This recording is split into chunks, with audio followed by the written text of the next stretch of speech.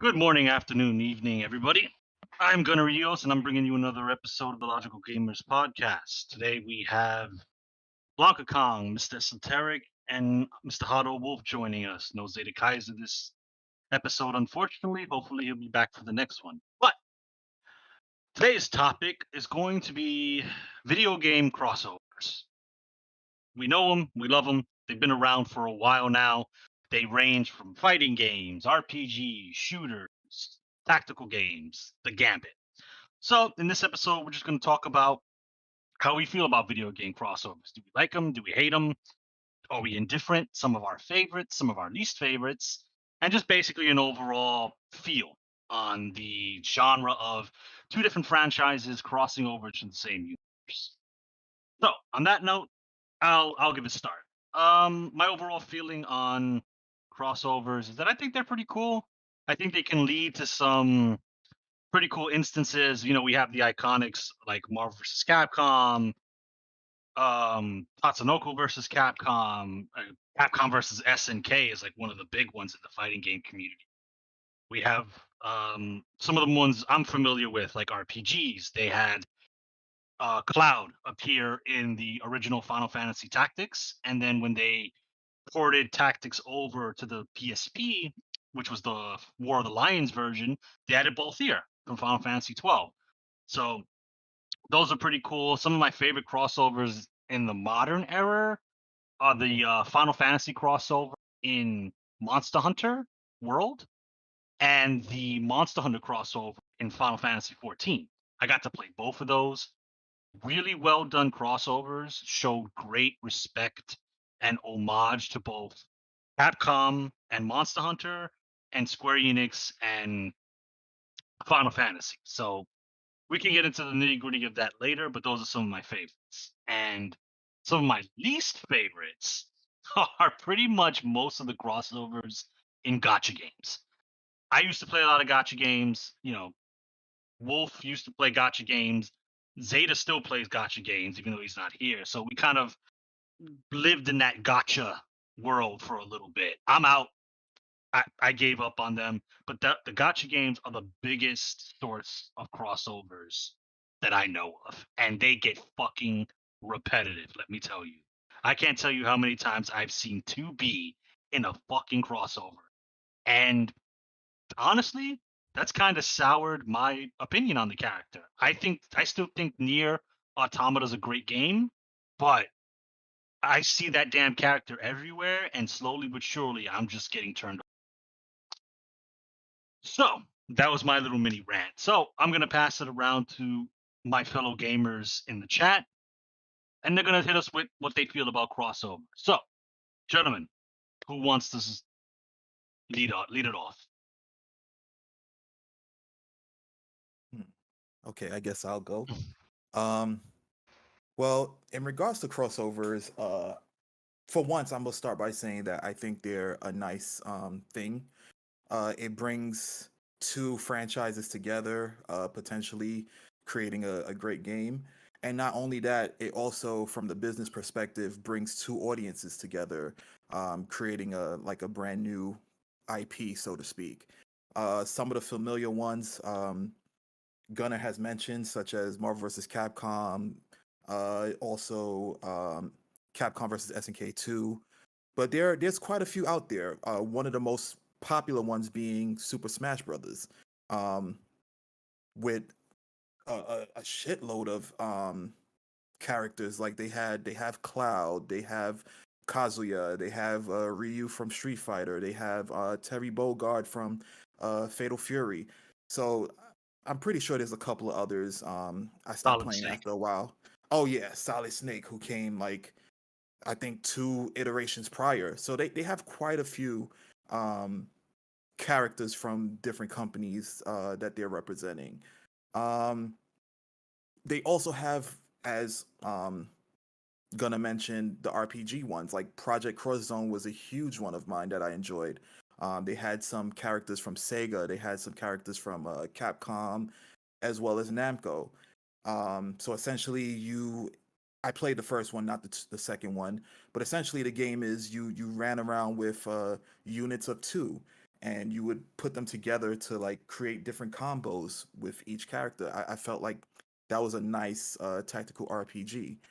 Um, yeah, and the list goes on and on. What else can I think about honestly that they have?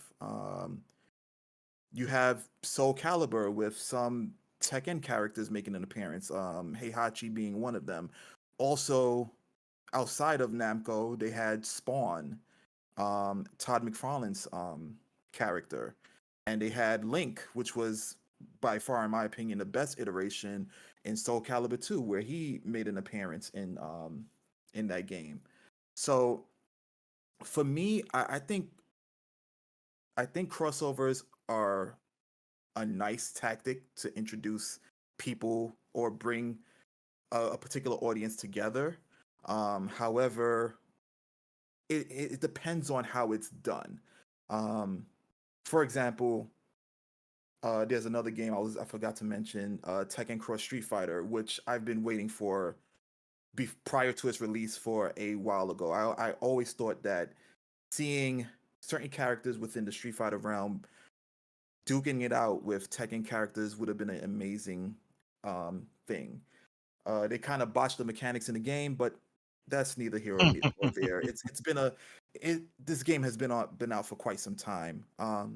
They were supposed to also do a Tekken Cross Street Fighter where the Street Fighter characters would have been introduced to the Tekken mechanics, so 3D fighting, um, you know, potential, I guess, uh, um, a different button scheme, like how Tekken plays as opposed to inputs with Street Fighter.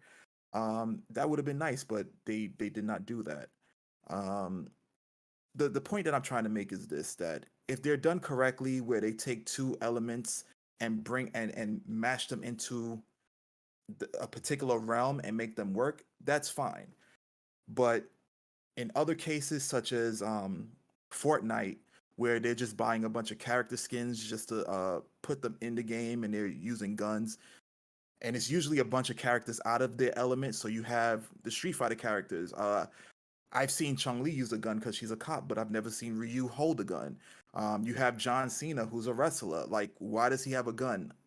I mean, the Dragon Ball Z characters holding weapons. It just doesn't make any sense to me. Business wise, it does, but gameplay wise, it doesn't. So it kind of throws that whole uh immersion for me in that sense. Never played the game, but just seeing it makes it that much more worse for me. Um, may have a couple more thoughts as the talk goes by, but I'm gonna pass it along. All right, so I'll get in there. So, so I agree with the sentiment most of you guys have already expressed. Where I think video game crossovers are pretty cool. Generally, I remember seeing crossovers for, like you mentioned, Soul Calibur 2, right? The first time I saw like Spawn, Heihachi, and Link being playable in this game, I was like, whoa! Like I remember it blowing my mind, and Super Smash Brothers just existing and seeing it evolve into what it's become, and seeing other companies kind of follow suit, right? With what was it, the multiverse, and now there's the Nickelodeon one, right? There's a bunch of them, so we're gonna see Hmm. a lot more of that because you know people who fund these projects or can fund these projects see a lot of potential with it, and we see it with Fortnite. We just had fucking Goku in Fortnite, which is like ridiculous. It's like, what does Goku need a gun for, right? But here we are, right? But it's about seeing worlds collide and seeing uh, fandoms kind of come together or even cross over, right? Like people who weren't Fortnite players can see Goku as a playable character and go, "Oh shit, maybe I should check out this Fortnite game," right? And so that's why they do it. So I don't know. To me, it's that particular instance isn't cool. It's kind of stupid, and it's like obviously a cash grab. Whereas something like Smash Brothers, I don't know.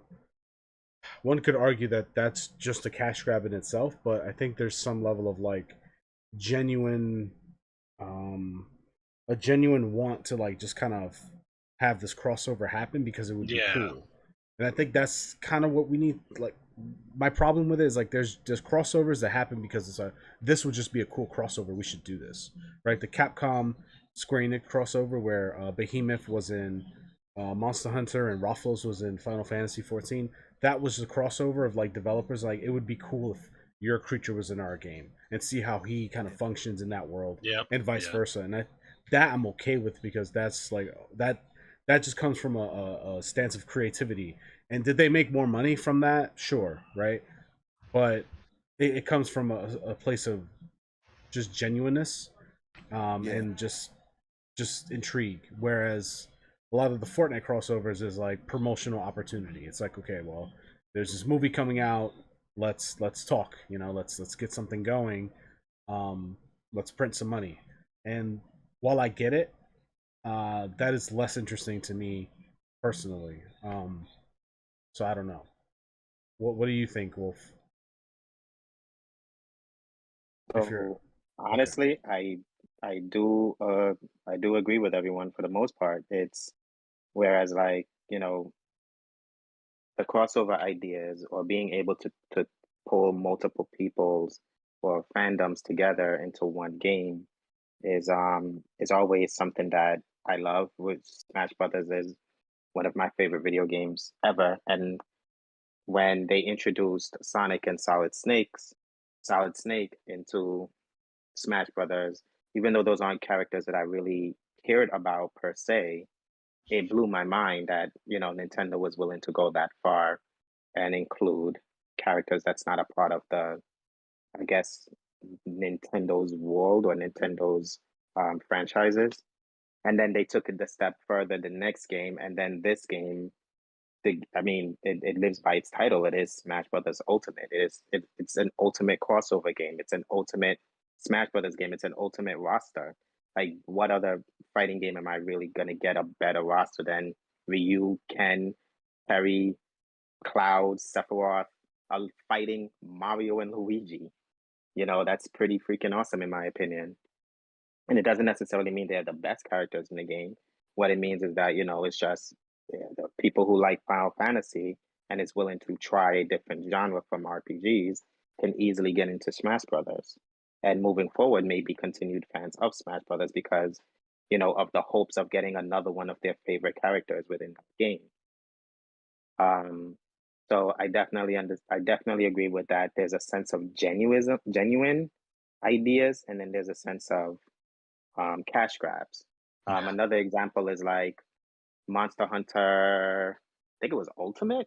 Monster Hunter Ultimate, was it? One of the Monster Hunter games on the 3DS had a whole bunch of Nintendo crossovers on it. You could have gotten Link's Sword and Shield. You could have gotten Samus's armor along with her light bow. Well, her arm cannon was a light bow gun. It was a whole bunch of different, like little things here and there that they presented for that Monster Hunter game. So it felt like it was it was on the Nintendo console, but it felt more Nintendo than really like other Monster Hunter games where it's just Monster Hunter. If I'm making sense, people are understanding what I'm trying to say. Is that it brought that life of Nintendo with on that video game playing on the Nintendo platform, which I hope they do for Monster Hunter Sunbreak. I hope they do add in, Breath of the Wild crossover DLC. I do hope they add in Metroid Dread crossover DLC. I do hope they do those stuff eventually. Um, then there is things like what, Gunnar said about the gotcha games. My God, gotcha games are definitely the king of cash grab crossovers. And I give you an example too. I don't necessarily play it, but I do follow it because it's always on my feed. And I know Full Metal Alchemist Brotherhood, one of the probably the best animes that I've ever seen, or probably one of the best critically acclaimed animes around. That had a crossover recently with Epic 7, or actually I think it's going on now. or by the time this comes out, it would have already been gone anyways. Um, so Edward Elric, the main character of the Full Metal Alchemist series, he's a he's a limited character that if you don't have enough resources to get, you are going to end up spending money to get him. And they hyped him up so badly, like they were hyping him up as being one of the best units ever that Epic 7 has seen, blah blah blah blah blah. He comes out and he's shit trash. Oh, He's so shit trash, they buffed him the very next day. Now, for someone who plays gacha games or used to play gacha games often, they don't buff anything right away. You're waiting like maybe a whole nother patch, which is probably another week or 2 weeks or 3 weeks, depending on how the game cycles. Or you're waiting till a power creep happens and they need to change the units. You know, they need to change up the metagame in the units.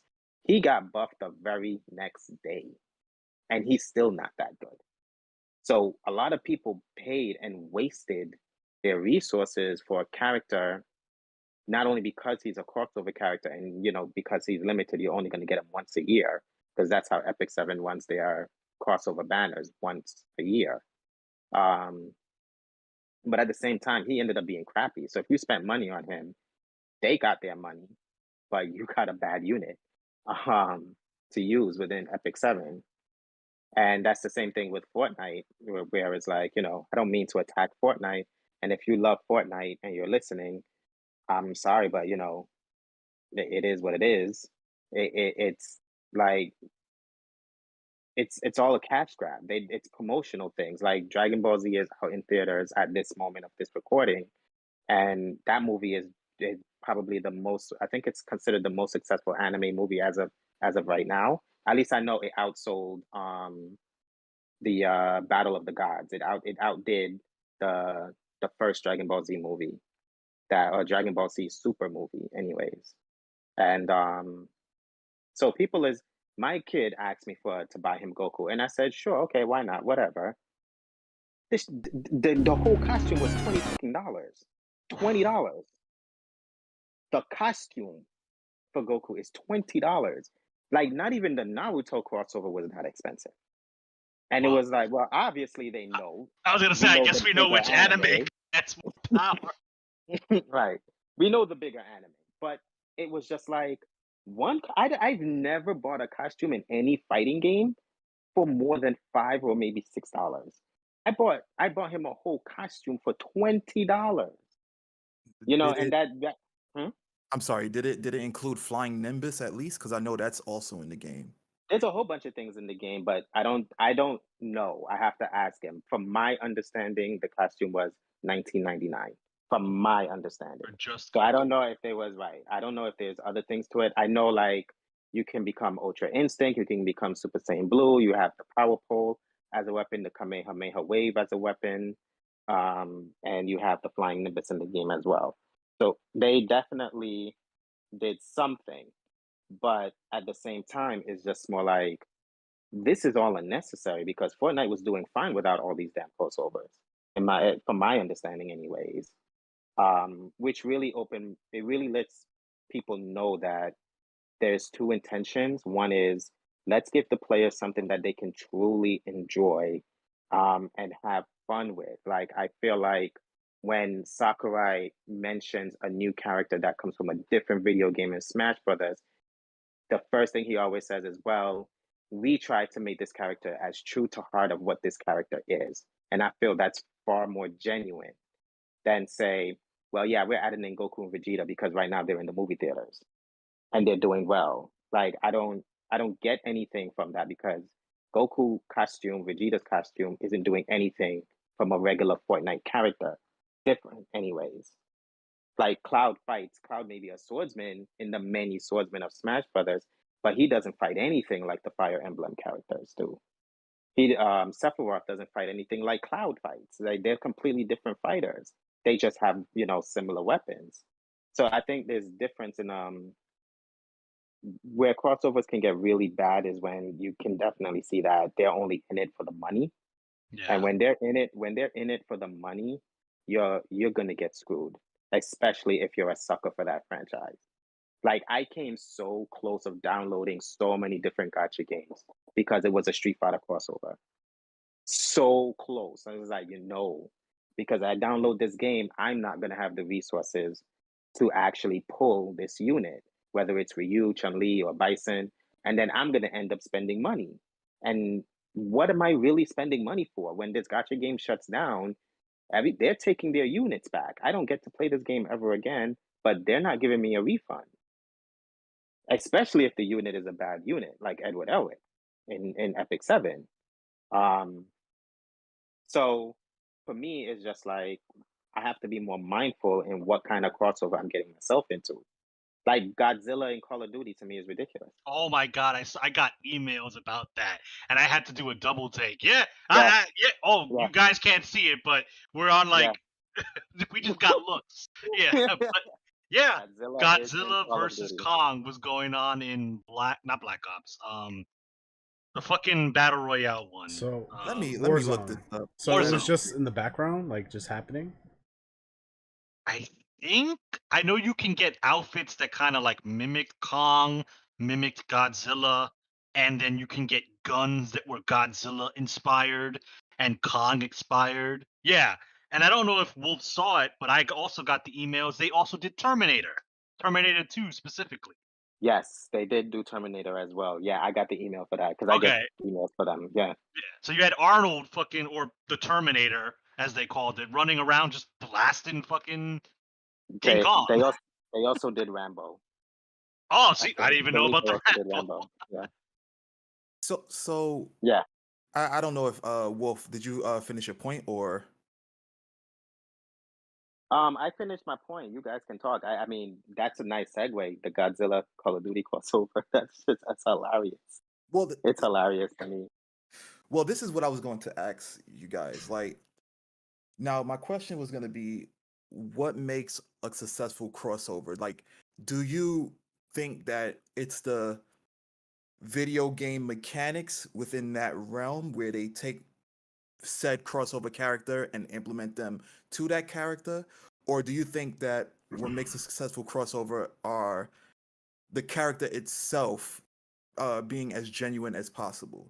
Like for example, I'm looking currently at the Call of Duty, like a video of Call of Duty Warzone, and I see the Godzilla, and I think they made it a good crossover because Godzilla is freakishly tall, like he is in his own universe, right? Um, he's like massive, he's gargantuan and whatnot. I haven't seen him do anything yet, but from what I see, they got the roar right. So I'm like, that's a successful crossover in my opinion. He's not doing much, but they made him genuine to what he's supposed to be. Um, as opposed to like in my opinion, with like Goku in Fortnite. And yes, I do apologize for the viewers because they feel like we're putting Fortnite on a pike. Some of y'all may feel that way, but with Goku, it's like my thing is yes, he's doing his Kamehamehas. Yes, he's changing into Ultra Instinct, Super Saiyan Blue, whatever. But Goku has never, to my knowledge, of all the anime episodes I've watched, he's never held a gun. Like that wasn't his primary function, if that makes any sense.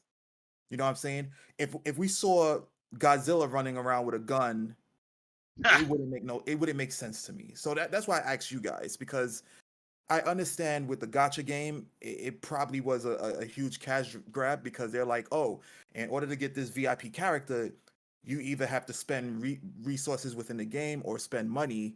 But the question is, with whoever got in Edward Elric, was he true to himself? Like, did he do alchemy? Did he turn his mechanical arm into a blade? Was he wearing the appropriate attire? You know, things like that. So that's why I asked you guys, if that makes any sense. If my question was Yeah. Okay, so I'll kind of like answer your question, kind of like a tiered thing. So you have cash grab, basically industry standard, and you have above and beyond. At least that's how I'm gonna describe it. So okay. cash grab is gotcha games. we put Joker from Persona 5 into this game. Joker's in the game. He'll say the lines. He'll act like Joker, and that's it, right? And that's, to me, that's the cash grab, with the exception of Smash Brothers. Smash Brothers did it really well within summoning his persona and how he played and all that stuff. The gotcha game is just like, he's in the game, and Wolf brings up a great point about when these games go down, you lose that, because Dragalia lost a Nintendo funded gotcha game as of the filming of this particular episode. Come November, that's gone. It's discontinuing. And that's the fate of a lot of gotcha games. And that had a Monster Hunter crossover where you had one of the characters in Kieran armor and another character in Rathalos armor. And you fought a Rathalos. It was a great event. It was a fun event. But much like gotcha games as a whole, that's gone. That experience will no longer exist. No one will have access to that experience. So to me, that's bare bones. Give me the check cleared. You have Monster Hunter. The industry standard is kind of like the characters in the game. He or she is a faithful representation of that character. They perform just like you expect that character to perform. We didn't go above and we didn't slack. So, and to me, above and beyond crossovers, I have to bring it back to Monster Hunter, because I think Monster Hunter World had some of the best third-party crossovers in terms of their fights, not just like the outfits you got or the emotes you got, but in terms of their fights. Like, for the love of That's God, true. they did their best to replicate a fight from Final Fantasy 14 in Monster Hunter. So you had a tank who was taking aggro, and you had to like work that out in the realm of Monster Hunter. And if me as a light bowgun, I'm pinging away with rapid fire Pierce, I can steal hate from Esoteric, who's our quote unquote tank for the fight. They didn't have to do that. They could have just added Behemoth and just, oh, I'm Behemoth, raw, raw, raw, and it's just a normal Monster Hunter fight. But they tried to replicate a Final Fantasy fight. And same thing with Rathalos. yeah, and Rathalos in Final Fantasy. Like in Final Fantasy 14, we have healers. I don't need to drink potions. I do a Curaga and we're all healed. But no, in that fight they disabled heals. So a healer was just another person, and you had to heal via potions. And if you died 3 times, you fail the quest instantly. To me, that's going above and beyond. Back to Monster Hunter World. They had a Witcher 3 collaboration, which I didn't mention in my opening monologue. That you had to play it kind of like a Witcher game. You had to track down the monster. You had to figure out what the monster was, and then you fought the monster. Yeah, Like, that was a tough fight. I right. think That that was was a the tough only fight. mission. That was the only mission I did not do because I just didn't. But that was, that to me, those are crossovers that go above and beyond, because they could have just added the Lesh from Witcher. They could have just added the Behemoth. They could have. They could have just put them in the game and they're a fight, but they didn't, and they put work and love and care in them that was respectful to where the game came from.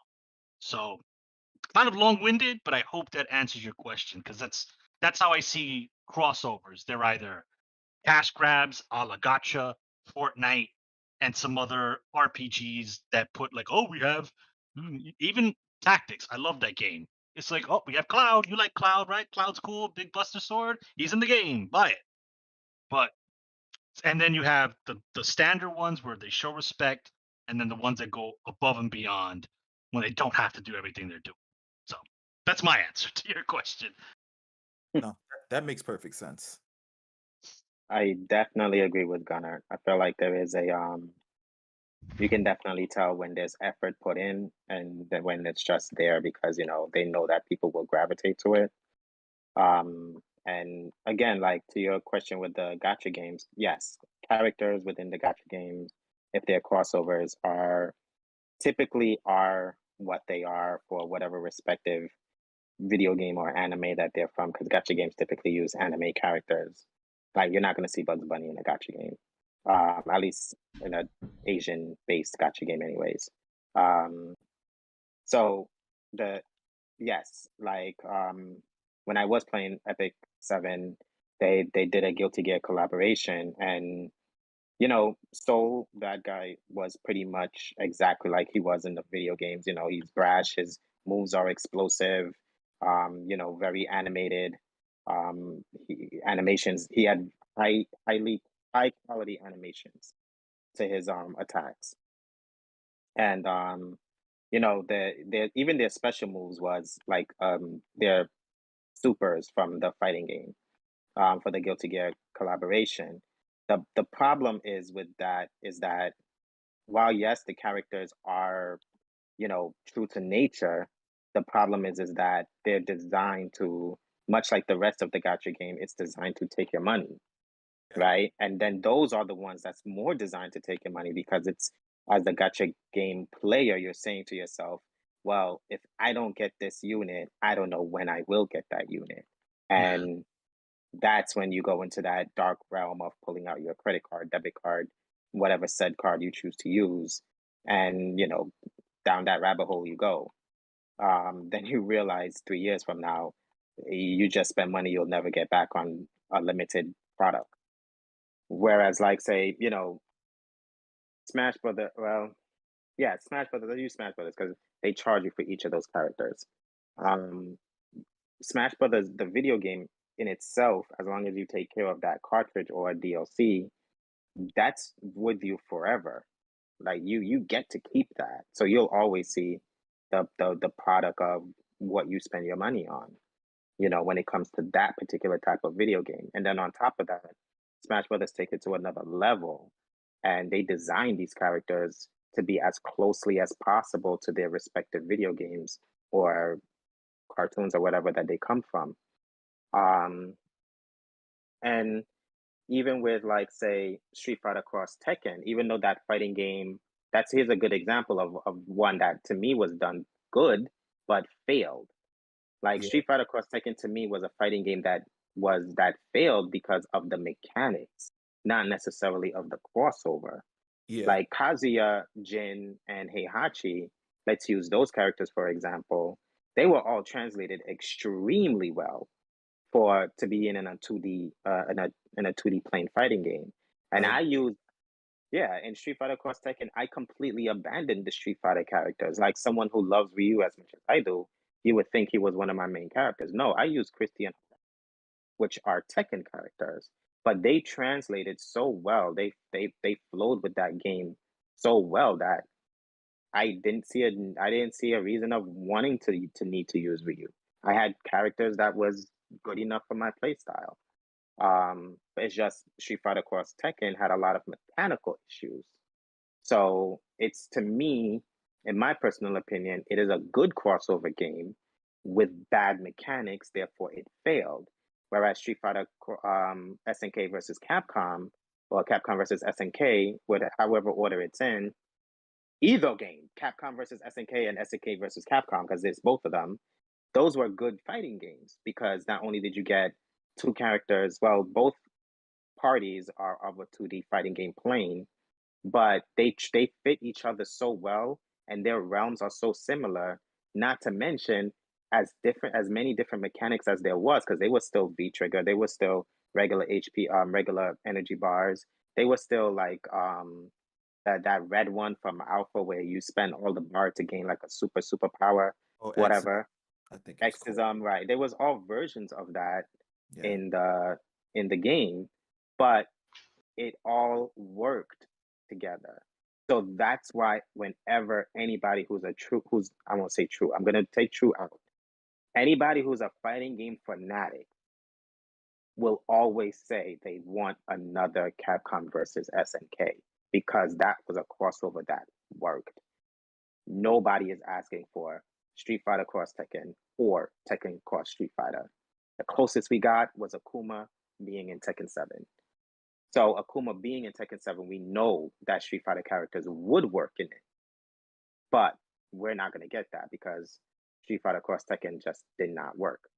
Noctis being in Tekken 7 was a great crossover because even though he's not great in his own video game, as we've dissected before, as in the in the actual fighting game, he actually works. And then there's one more, Negan from Yeah. from what's it called? Walking Dead. Walking Dead. Negan also being in Tekken 7. I thought Negan would have been out of place, but he actually works. And that's because Tekken universe has a lot of, even though there are people with superpowers, there's a lot of normal people as well. You know, Ganryu doesn't have any superpowers. Um, Harang doesn't have any superpowers, but it works because really it's only the main cast with like these demon abilities. Nobody else really has superpowers in Tekken 7. So Negan being a normal human who uses a plain baseball bat, I guess with barbed wires around it, he ended up working. Now, do I think Negan would have worked better in, say, Mortal Kombat? Yeah, because they could have really got into what Negan did and enjoyed in The Walking Dead, at least in the show. I don't know about the novels, but um, you know what? He ended up in Tekken 7. I don't think that was a bad crossover, and I think Mortal Kombat does great crossovers. Yeah. RoboCop to me was out of place, but again, seeing what RoboCop can do and what he should have been doing to his enemies or his victims in his 90s movies, it works. Like, he has a freaking AK-47 in the size of a Magnum gun. Like, he should be blowing off people's limbs. But obviously, it being in the 90s and being a movie, they weren't going to do that because obviously, censorship, and children were still probably into that stuff.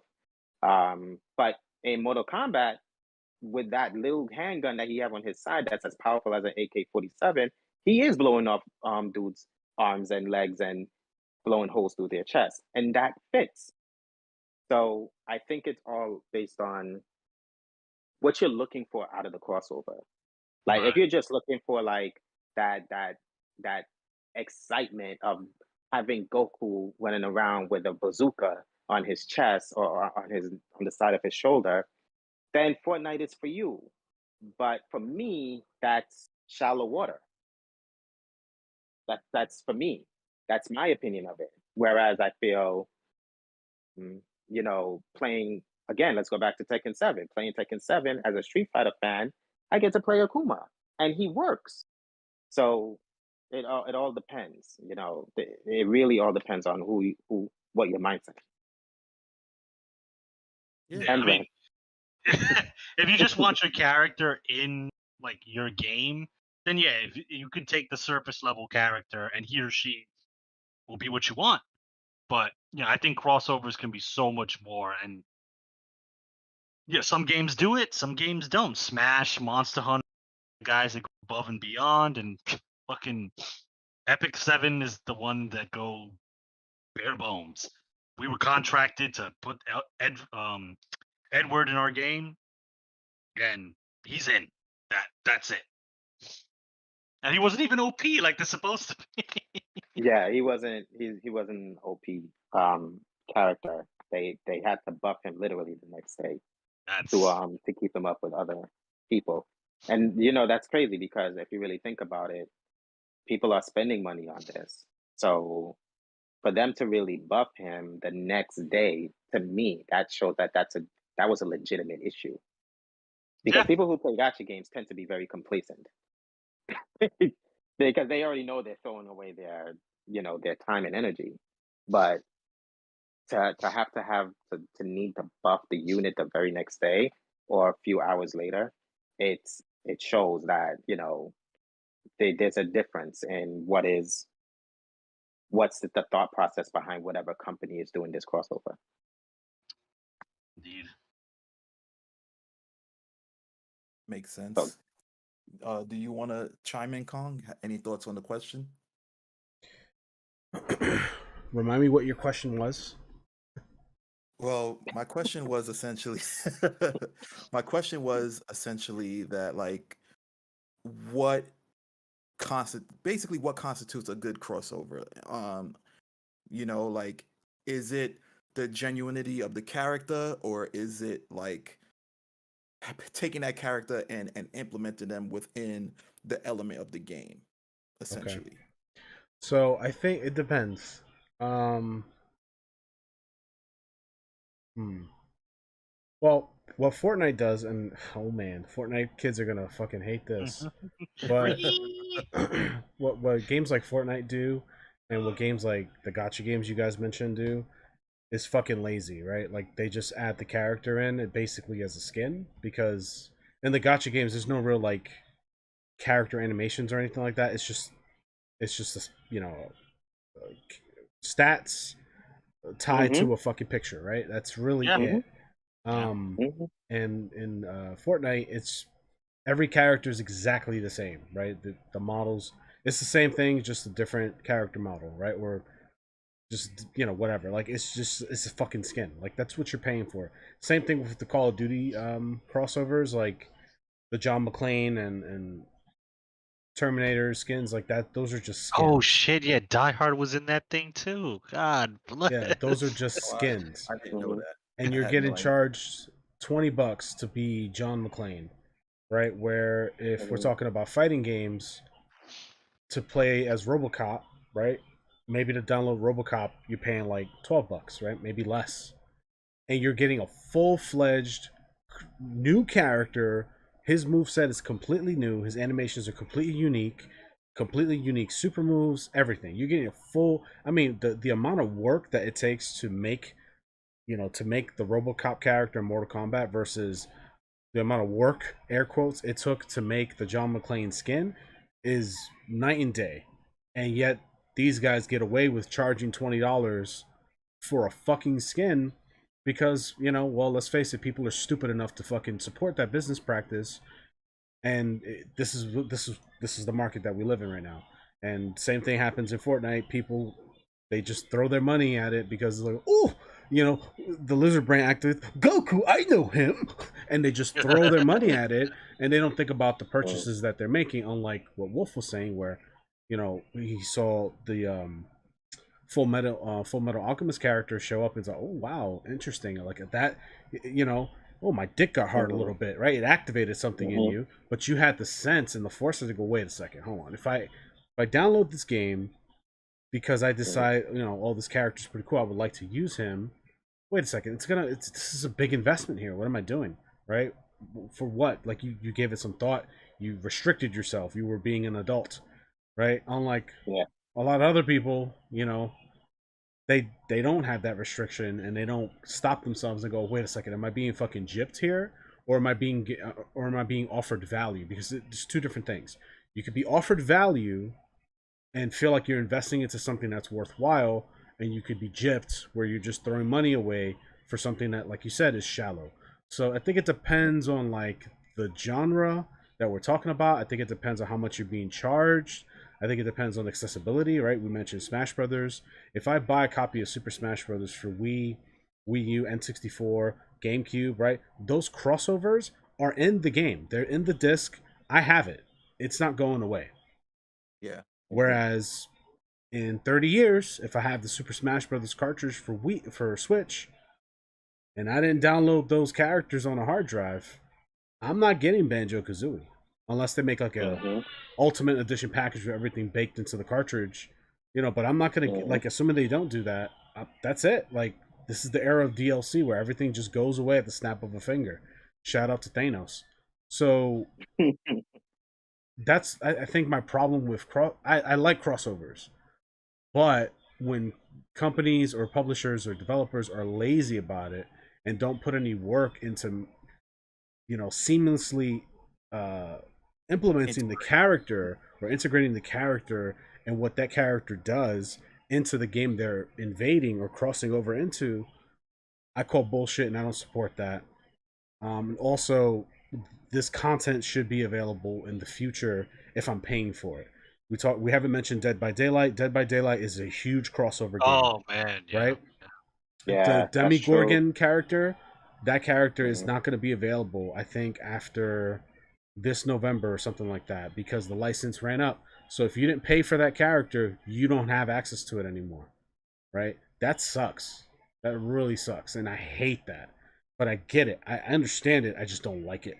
So I tend to not support crossovers anymore because it's become it was this cool thing that made your game a little better, and it's become a business practice, right? I did some research before the episode.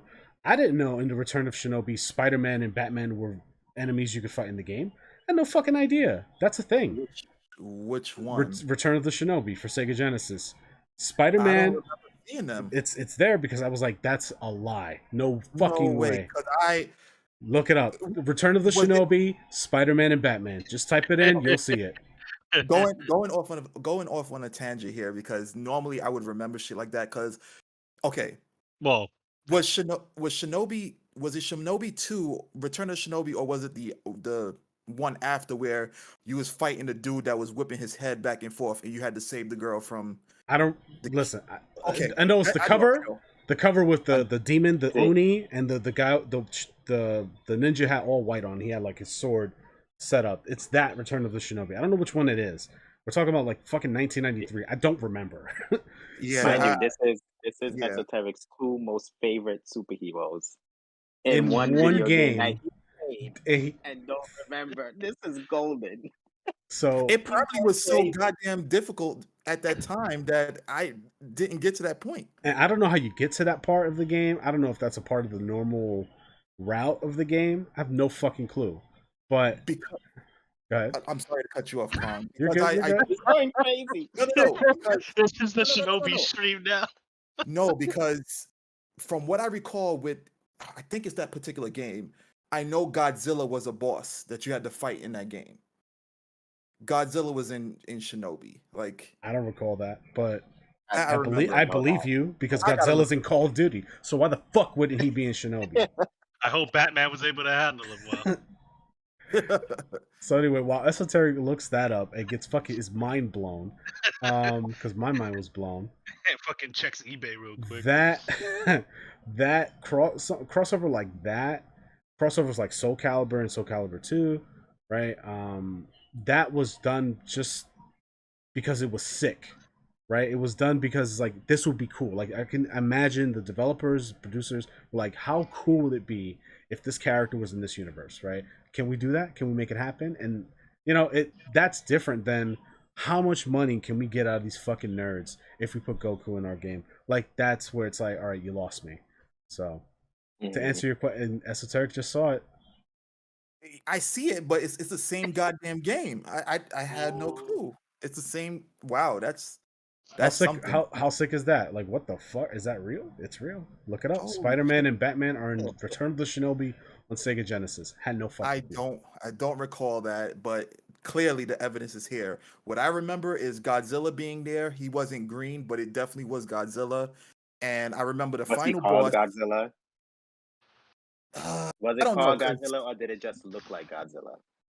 It you can tell that it was Godzilla. Like they don't really name the characters in these games, at least back then, because you know, people I guess didn't really care, aside from if you looked at the manual or whatnot. But you can tell clearly it was Godzilla. I remember that, and I remember the final boss because it was a chick that was locked in a cage. This dude was swinging his hair back and forth around, throwing it at you, and then you had to beat him before the gate closed. Otherwise, the chick is dead, and you get a completely different ending. That's what I remember. But You assumed that I beat this game. I did not beat this game. oh, I remember we spoke about it in the last podcast. When I was a kid, I had 2 hours on Saturday and 2 hours on Sunday to play. That was it. So I didn't beat shit back then. Right? I just played a bunch of stuff. Anyway, I hope that I don't even know if you heard anything I said, but no, I heard. that answers my question. I think crossovers are great if it's done from a place of being genuine and like wanting to do something cool for the fans and wanting to deliver a great experience. They'll still make money, right? Because crossovers, you're gonna make your money, right? Hopefully. Look at Mario and Rabbids have another game coming out, right? That's right. I mean, that's a crossover. Like, that's a crossover. I never thought I'd see, but hey, it's out. It's available. It's a different way to enjoy the Mario universe, and it obviously did well enough to support another game. So, and you won't have to worry about oh man, in 25 years, fuck, I haven't downloaded the Rabbits expansion to play this game. Like, it's in the cartridge, dog. You could just play it, right? Yeah. Um, Mhm. and I think that's okay. But some of these other companies, it's clearly cash grabs, and unfortunately, there's just a lot of people who either don't care, or people who just aren't aware, or just kids who are being conditioned to think I was gonna that say, this I is don't. okay. Yeah, don't know any better. Don't know what like a crossover for the love of the crossover is about. They just go, oh, it's the new shiny thing. I want it because I just saw the latest Captain America movie and he's in Fortnite now. Yeah, Right. I mean that's always been a like a business practice. Like even to the littlest minute extent of when you went to like go food shopping and you'll see like a superhero on a cereal box. Like that's kind of sort of a crossover to some extent. You know, you have Spider-Man on a box of Lucky Charms. Why the hell he's there? Who knows? Why is he helping a leprechaun? Whatever. But like they use little things like that to get, you know, get money. It's always been a business practice, which kind of sucks. But Which, right, that's why people have to realize that in the end of the day, like video games, as much as I love video games, in the end of the day, I understand that it's all a business practice. It's all business for them. And these people, they're looking on different ways they can make more money for the same game. And one of the easiest ways to go about that is by using crossover or characters from other universes, especially if that character is doing well in their own universe. Like, Spider-Man No Way Home coming out, I honestly wasn't surprised that Fortnite pushed out that, that those extra bills to get the rights to use, Spider-Man in Fortnite. Why? Because he's a character that's doing well right now. So, that's more bang for their buck. So a lot of people need to realize that this stuff is all business practices, and that's why you have to be real conscience, or you have to be awake when when you are deciding on whether you're going to spend money on this crossover DLC, if it's worth the investment or not. There are some crossovers that's cool to have because you really like the character or something, but financially or in long terms just doesn't make any sense to invest in. But Yeah. I guess that's something that just a lot of people aren't conditioned to understand or want to follow to begin with. Because if you have the money, if you're affluent or you come from an affluent family, you're gonna blow the money. It's gonna mean nothing to you. That's where the terminology whales come from. You have the money to spend on the gotcha, so you're gonna blow the money. If there's a whale who spent all that money to get Edward Elric in Epic 7 and knew that it was okay for them to blow that money, they're gonna be like, well, they don't really care. It's like, okay, well, I got the character, I'm happy. Whereas other people who struggle to get the character, they'd be a little bit more upset because like I struggled to get this character, and now I I'm going to either lose this character when this game shut down, or this character's fucking trash. So Yeah. just yeah, be and that's mindful on what the deal, on what the crossover is, and what you're getting out of the crossover to begin with. and to your point, Wolf, about like gotcha games, that's a double whammy because the thing is about gotcha games, and correct me if I'm wrong, is like people pay for inclusivity, right? It's like you're it's like you're in the club and other people can't get in. People pay for these characters just to say like, "Oh my god, I got Edward Elric and I am VIP because I have this." You know, it's kind of similar with MMOs. Like you get certain things for your character for as a status. Well, the difference between that and MMOs is I feel that in MMOs that makes sense Yeah, because yeah, unless absolutely. unless it's a trash MMO that dies a death, these MMOs tend to last for years. So if I see someone walking around with what did they give for? Oh, okay. If well, since we're talking about crossovers, in the Final Fantasy, what you would get as part of the rewards for doing the quest was you would get a palico minion. So 14 has some little minions, and they're various creatures that just follow you around. They don't do anything; they just follow you around. So you could get a Palico. So if I come in 3 years from now and see some guy with a Palico and go, oh, and message him and go, how did you get that Palico? And he's like, oh, well, 3 years ago they had a Monster Hunter crossover, and you had to be there to get it. To me, I shouldn't feel bummed out about that because Final Fantasy 14 is an ever changing, evolving world. As corny as it sounds, I sound like a marketing spokesman for them, but it is a changing world. So it's like if you weren't there, hey, sorry, you catch the next one. But Yeah. gotcha games, yes, gotcha games is definitely a status symbol because especially the ones with PvP in it, you'll just see a guy who flaunts like all his units. He's got fucking Joker, he's got 2B, he's got Goku, he's got whatever, and they're all max level and max items and blah. Like that guy is showing off his collection. Yeah. Whereas the guy walking around with a Palico minion, in my opinion, he was like, "Yeah, it was a cool thing that I did, and this is the little, the little something something they gave me for that." He's paying money to play Final Fantasy 14, not to get into the Monster Hunter collaboration that was in Final Fantasy 14. Whereas the Gotcha people are playing to get that character, in my opinion. No, that makes sense. That makes perfect sense. But I pretty much was like saying essentially that it kind of stacks because the gotcha game relies heavily on you pretty much gambling your funds, whether it's in game or real life funds, and also people for the most part play for like or want those characters for a status symbol. It's like, oh, I got this character. Why? Because I like it and I have it, and not many people else have it. Yeah, definitely. Um, so it's worse with gotcha games. That's why I don't play them anymore. Okay, so with that being said, we have reached our time for the day. So, first of all, anybody viewing the episode, listening, if you made it this far, thank you very much for listening to us bullshit and talk about video game crossovers. We appreciate your viewership. If you enjoyed the video, like it. If you didn't, you think we're morons, dislike it. That's cool. Leave a comment down below. Let us know what you think about video game crossovers or any points that we brought up during the conversation.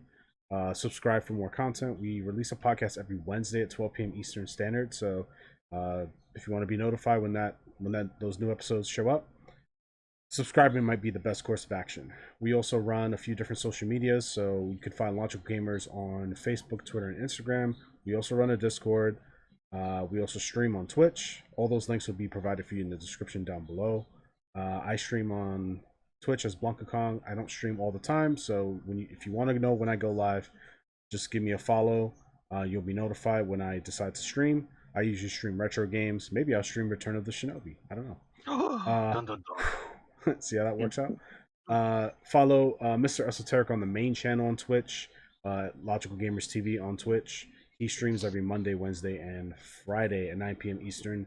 He usually plays a lot of like newer games. He plays a large assortment of different games, so you will be surprised. He will throw you off with some of the games he picks to play. So you will always be in for a surprise. So if you're interested in his content, definitely give him a follow. I think that's everything, right? I think so. Thank you guys for a great conversation. We'll catch you in the next one. Peace. Till next time. Peace.